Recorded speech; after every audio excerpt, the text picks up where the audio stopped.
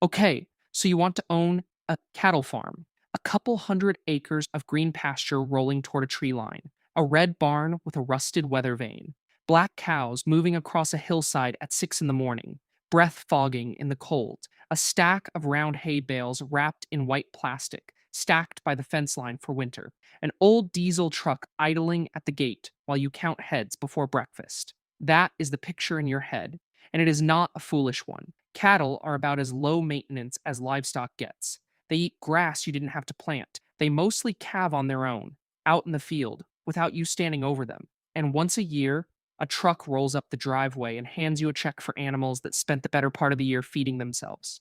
Of all the ways to make money off of land, this looks like the closest thing to free money that agriculture has to offer. Here's the problem: you are budgeting for an animal, and the real cost structure sitting underneath that animal is a piece of real estate. The moment you buy the herd, you have also bought a second, much larger asset that behaves nothing like livestock. It gets taxed on a different schedule. It trades in a completely different market. And as you're about to see, it is quietly doing more of the financial work in this business than the cows ever will. So let's be precise about what this actually is, because the vocabulary matters more than it sounds like it should. A cattle farm is not a livestock business. It is a land holding operation that keeps a herd of cattle on the payroll to justify the tax rate on the dirt underneath it. By the end of this, you will understand exactly why a rancher can lose money on every single calf he sells this year and still get richer than he was 12 months ago. And why that fact, more than anything else, is the reason the business survives at all. Let's start with what it actually costs to get in, because Buy Some Cows undersells this by an order of magnitude, and there isn't just one way to do it. There are at least four, and each one is really a different business wearing the same cowboy hat. The most common entry point, and the one most people picture when they hear cattle farm, is the cow calf operation. You own a breeding herd, cows calve every spring, and you sell the weaned calves in the fall. Going in, that base breeding animal now costs real money. Replacement cow prices hit a record $2,660 a head in January of 2025, and by that July, they had climbed to $3,010, a 164% jump in just 6 years, with a good bred heifer in some markets clearing $4,000. One level down in capital sits the stalker or backgrounder operation. You buy someone else's weaned calves cheap, run them on grass for 4 to 8 months to pack on weight, and resell them heavier. No breeding herd, no calving season, a much faster cash cycle. But now you're exposed to two separate cattle markets instead of one: the buy price and the sell price, both moving independently. Miss the timing on either end, and grass that costs you nothing to grow can still turn into a loss. Above the cow calf tier sits the seedstock, or purebred, operation: registered genetics, bulls, and replacement females sold to other ranchers, priced on pedigree and performance data instead of the sale barn scale. Highest margin per head of the four, but it takes years, sometimes a full cattle generation, to build the reputation that lets you actually charge for it. And at the top of the capital stack sits the feedlot, the confinement finishing operation that takes a 700 to 800 pound feeder animal and packs on the last few hundred pounds on grain before slaughter. This is industrial infrastructure: pens, feed mills, manure systems, and it runs on the thinnest, most volatile margin of the four.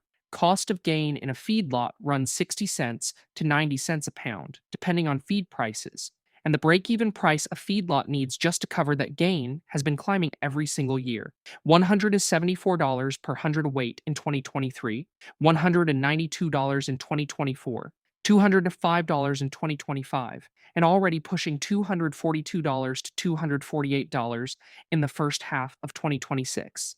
That is not a business getting easier. That is a business where the finish line keeps moving further away every season, regardless of how efficiently you feed. Notice what those four tiers have in common. None of them is cheap to enter, and the capital requirement only grows as you move up the stack toward more control over the finished product. Most new owners start at the bottom of that stack, in the cow calf tier, precisely because it's the one that most closely matches the picture in your head from the opening: pasture, cows, calves, one sale a year. Now here's the cost. Nobody budgets for the first time they buy a bull. Most cattle states require every non virgin bull over about 18 to 24 months old to test negative for trichomoniasis, a reproductive disease in cattle. before he can legally be sold, moved across a state line, or in some states, even change hands locally. Kansas requires certification within 60 days of any change of possession. Idaho requires it annually for every resident bull once he turns 2. Mississippi requires it before the animal even enters the state. The test itself is cheap, historically quoted around $25 to $40 a head. The real cost is what happens if you skip it. An untested or positive bull cannot legally be sold or moved, which means you're now feeding an animal you cannot liquidate. And if he's been breeding cows, every female he's covered becomes a suspect that has to be tested or culled before you can sell her either. Nobody mentions this to you at the sale barn. You find out the first time you try to sell a bull you never got papers on. Stack all of it together: land, herd, equipment, infrastructure, and the operating cash to survive the first year before a single calf is sold. And the range is enormous depending on whether you lease the ground or buy it. This is the part that trips up almost every first time buyer because the herd is the visible cost, the number you research and budget for, while the land, the fencing, the water systems, and the first year operating float are the ones that quietly double or triple the total. A small 50 cow operation on leased pasture runs somewhere between $150,000 and $250,000 to get started. Roughly $100,000 to $150,000 for 50 bred heifers at today's prices, $25,000 to $50,000 for used equipment, and another $25,000 to $50,000 in working capital. Buy the land instead, a 500-acre spread that can carry 100 to 150 head. And the number changes categories entirely. U.S. pasture land averaged $1,920 an acre in 2025, though that swings from under $1,000 an acre across the mountain states to over $5,700 an acre in the southeast. All in, a purchased operation like that runs somewhere between $1.85 million and $3.5 million before the first calf ever hits the ground. Now, here's the question that actually decides whether any of this makes financial sense. Picture two ranchers with identical setups: 500 acres of pasture land worth $1,920 an acre, running 100 cows each. At the end of the year, which one made more money? The rancher who sold every calf or the rancher who did absolutely nothing? Almost everyone answers the one who sold the calves, because that's the transaction you can actually see: the truck, the check, the sale barn. It's wrong, and the arithmetic isn't close. Let's do the math on what this actually means. Run the cow side first. A well-managed spring calving cow costs roughly $305 a year in direct cash costs.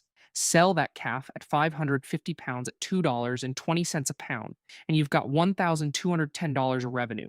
At an 85% calf crop, the share of cows in the herd that actually wean a live calf, that averages out to about $1,029 in revenue per cow across the whole herd, for a net cash margin around $724 a head, before you've paid a single dollar of land, rent, labor, equipment depreciation, fuel, or interest on the loan that financed the herd.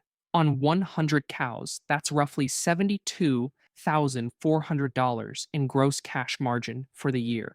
Now layer in what that margin is actually supposed to cover. Independent cost studies put the full cash cost of carrying one cow at over $1,000 a head in 2025. Run that against the same 100 cows, and you're looking at operating costs in the same range as the gross margin, which means the herd on its own is hovering somewhere between a thin profit and break even, depending on the year. Now, run the land side and do nothing else. U.S. pasture land appreciated 4.9% in 2025. The same year, those cash cow costs rose again. On $960,000 of ground, 500 acres at $1,920 an acre. That is $47,040 of pure unrealized value gain. No feed bill, no vet call, no 3 a.m. calving check in a snowstorm, no drought, no cattle market crash. Just dirt sitting there, appreciating while the operating side of the business fights year after year to hold on to a margin that one bad month can erase completely. This is the same reason financial writers who cover the sector describe traditional cattle and hay operations as delivering cash returns somewhere in the 2% to 4% annual range on the money invested, sometimes less, while the land backing the whole enterprise has quietly become one of the best performing asset classes in the country. Farm real estate nationally hit a record $4,350 an acre in 2025. That is not a coincidence, and it is not a side effect. For a lot of operations, it is the actual point. Read that again.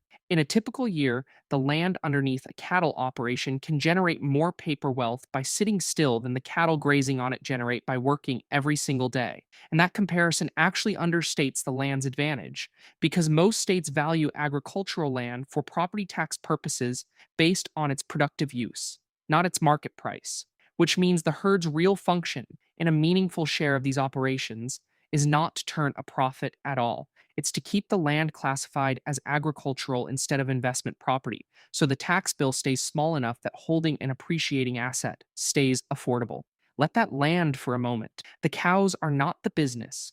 The cows are the rent the land pays to keep its tax status. So if the land is doing the real work, why does the operating side even matter? Because it's the part that can go wrong fast enough to force a sale of the very land you were trying to hold on to. Start with the calendar mismatch because it catches almost every new rancher off guard. A cow calf operation sells its product once a year, calves, in the fall typically. Your bills are not annual. Hay, fuel, vet calls, equipment repairs, insurance, those come monthly, all 12 months, whether or not you have a single dollar of cattle revenue sitting in the bank. You are running a business with one payday and 12 rent checks. Then there's a structural fork almost every rancher hits early: own the ground beneath the herd or lease it. Federal grazing land through the Bureau of Land Management currently runs $1.35 per animal unit month, roughly the forage one cow calf pair eats in a month, which sounds close to free. Private grazing leases run many times that, depending on the state and the quality of the ground, and both numbers move every single year, which means a lease that pencils out this season can stop penciling out the moment the rate resets. Lease the ground, and you avoid the upfront cost of buying land. But you also give up the appreciation from beat 4 entirely. That gain belongs to whoever holds the deed, not whoever holds the lease. Layer the recurring costs on top of that fork. Feed and hay, which nationally have pushed cow calf operating costs up 29% over just the last 5 years. Veterinary care and mineral supplementation for the herd. Fuel and upkeep for the tractors and trucks that move hay and check fence line week after week in every kind of weather. Here's what that 29% actually looks like in a bad year, because it's not an abstract number. During the drought of 2022, producers across the country faced record high prices for non alfalfa hay through the second half of that year and into the beginning of 2023. And that spike alone was enough to push a huge share of the national herd toward the exits. The industry culled 13.3% of the entire U.S. beef cow herd in 2022, the highest culling rate ever recorded since the data started in 1986. And by January of 2023, the national beef cow inventory had fallen to its smallest size since 1962. Kansas, Oklahoma, Texas, Nebraska, and South Dakota alone accounted for over 500,000 of those culled cows. That is not a story about bad ranchers. That is what happens when the one cost line you can't fully control, rainfall and the hay price it sets, moves against you in the same year everything else is already tight. So far, so good. Now, here's where it gets dangerous, and it's a deep cut almost nobody outside the industry ever hears about, but it belongs right here because it's the exact same story as the land, just smaller and stranger. Every time you sell cattle or move them across a state line, most states require a brand inspection, an actual inspector confirming the brand on the hide matches your registered ownership before the sale is legal. The fee for that ranges from about 60 cents a head in Colorado to $5.50 a head in Washington for a group inspection, and considerably higher for a standard annual one. That fee has nothing to do with what the animal is worth. A $3,000 bred heifer and an $800 cull cow pay the exact same inspection fee per head. And out west, the same logic governs the water those cattle drink. In the 17 states that follow prior appropriation water law, water rights are use it or lose it. If you stop putting the water to beneficial use, the right can be forfeited permanently, which means ranchers in dry country sometimes keep irrigating or keep stock on a marginal pasture specifically to protect a water right, not because the cattle need to be there that particular year. Here's the catch both of these share. In ranching, the paperwork that proves ownership o- of the cow of the water is itself a recurring bill, completely separate from anything the herd actually produces. It doesn't scale down for a bad year either. Whether the calf market is at a record high or in a slump, the inspector still charges the same fee per head, and the water right still has to be exercised on the same schedule, or it's gone for good. Now, here's what it looks like when that math actually breaks, and the most spectacular version of it happened in Washington state. Easter Day Ranches was a real functioning feedlot and farming operation in the Pasco area of eastern Washington until 2020 when Tyson Food discovered it had been billed for cattle that did not exist. Cody Easterday, the operations owner, pleaded guilty in 2021 to defrauding Tyson Foods out of $233 million dollars and a second company out of $11 million, dollars, $244 million dollars combined, by invoicing them for roughly 265,000 head of cattle he claimed to be feeding on their behalf that had simply never been purchased. Easter Day, ranches filed for Chapter 11 bankruptcy in February of 2021, listing more than $236 million dollars owed to its top 20 creditors alone. Here's where it gets dangerous for anyone who thinks this was just one greedy man. The structural lesson isn't that Easter Day was dishonest, though he clearly was. It's that a feedlot's entire financing model runs on a head count that gets reported on paper, not an animal that gets physically recounted every week. Cattle move constantly between pastures, trucks, and feedlot pens. A company billing a packer for cattle on feed is reporting a number, not presenting a fence line of animals for inspection. That gap between the number on the invoice and the actual pen is exactly wide enough to hide $250 million for years. And it only closed when the cash flow, not the herd, stopped adding up. It happened again, smaller and stranger, the very same year, on a feedlot in South Dakota.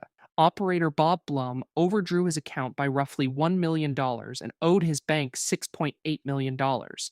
And when the books were finally opened, investigators found the operation carrying close to 30,000 head of cattle on paper, cattle worth more than $30 million dollars that nobody could physically locate. Same gap in the same industry, different scale, different state, same broken math. Neither of these collapses started with a drought or a market crash.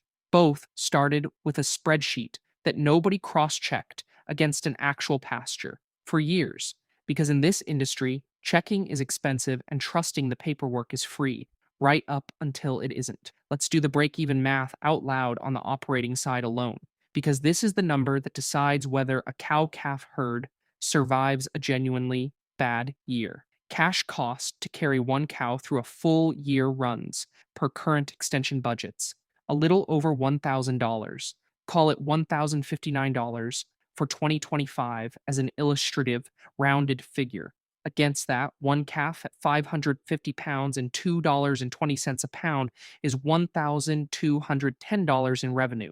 And once you factor the 85% calf crop, that's roughly $1,029 of average revenue per cow in the herd. Divide the fixed cost by that revenue line, and the break even site's right at the edge of the price you actually receive for the calf, which means in a normal year, a cow calf herd is not comfortably profitable.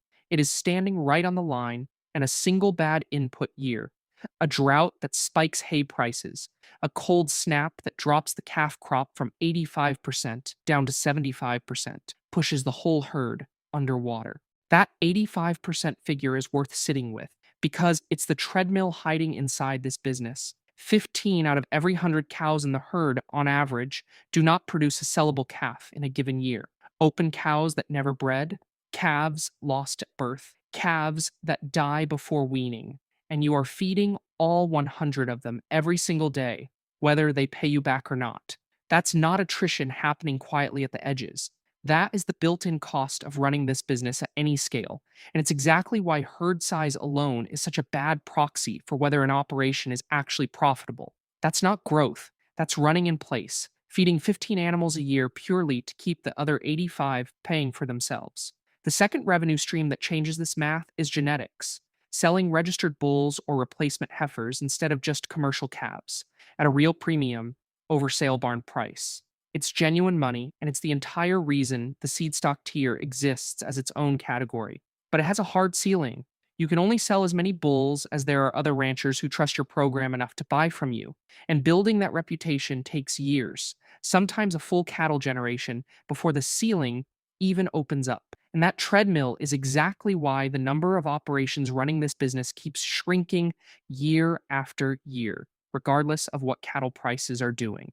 The most recent agricultural census counted 622,162 operations with at least one beef cow, down 15% from the census before it, and part of a slide that has raced close to 665,000 beef cattle operations since 1980. The producers still standing are getting older too. Nearly 4 out of every 10 are over 65, and the number of operators in the prime working years of 35 to 65 dropped 9% in the same 5-year window. Small operations under 500 head are shrinking fastest of all. This isn't a business people are rushing into.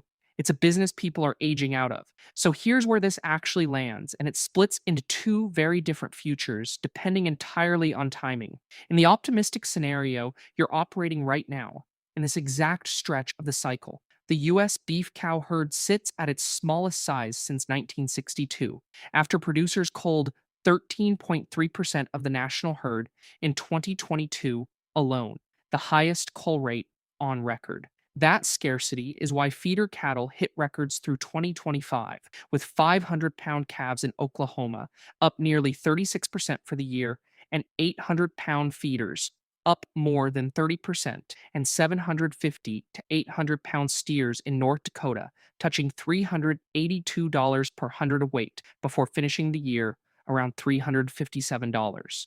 Forecasters expect record prices to hold through 2027 simply because there aren't enough cattle on the ground to rebuild the herd any faster than that. In that world, your calves are worth more than they've ever been worth. Your land is appreciating close to 5% a year, and the math from Beat 4 works overwhelmingly in your favor on both sides at once.